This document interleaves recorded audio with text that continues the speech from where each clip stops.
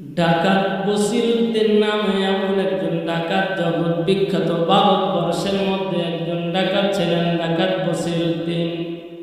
ডাকাত বসিরউদ্দিন এমন একজন ডাকাত, আল্লাহ রাব্বুল আলামিন ডাকাতের কপালে একজন নেককারিনী বিবির ব্যবস্থা করে দিয়েছিলেন। তার বিবি এত বুজুর্গ ছিল, আল্লাহ ছাড়া কিছুই বুঝত না।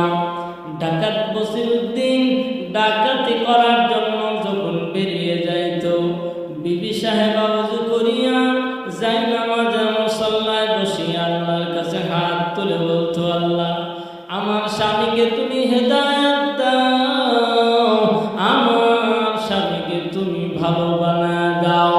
আল্লাহর কাছে এমন ভাবে দোয়া করতেন। ডাকাত বসিরউদ্দিন কোনো কিছু শোনে না। যখন বাসায় আসতো, ডাকাত বসিরউদ্দিনকে স্ত্রী বলতো, স্বামী গো, দয়া করে এই বদভ্যাসটা আপনি বন্ধ করিয়া দেন। এটা কেন করেন? দুনিয়া তো কিছুই না, একদিন এই দুনিয়া ছেড়ে খালি হাতে আপনাকে কবরে চলে যাওয়া লাগবে, আমারও কবরে যাওয়া লাগবে। এমন কথা যখন বিবি তার স্বামী ডাকাত বসিরউদ্দিনকে বলতো, ডাকাত বসিরউদ্দিন রেগে যাইতেন।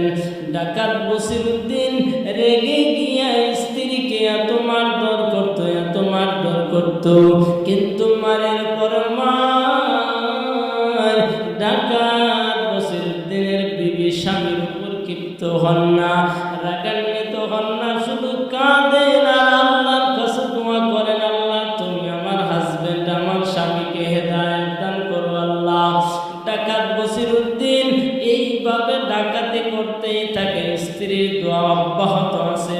আল্লাহর কাছে দোয়া করে, আল্লাহ তুমি আমার স্বামীকে হেদায়েত দান করো আল্লাহ। আল্লাহর কাছে দোয়া করেন, করতে করতে করতে একদিন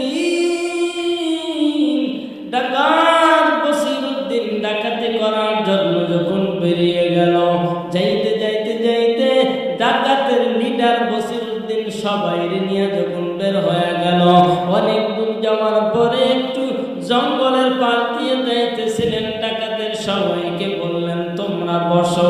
সবাই বসে দিয়া বসিরউদ্দিন বলেন, ভাই আমার তো একটু ভালো লাগছে না, আমি একটু পাশ থেকে আসি, তোমরা বসে একটু আরাম করো। ডাকাত বসিরউদ্দিন জঙ্গলার অন্য পাশে যাওয়ার পরে কানে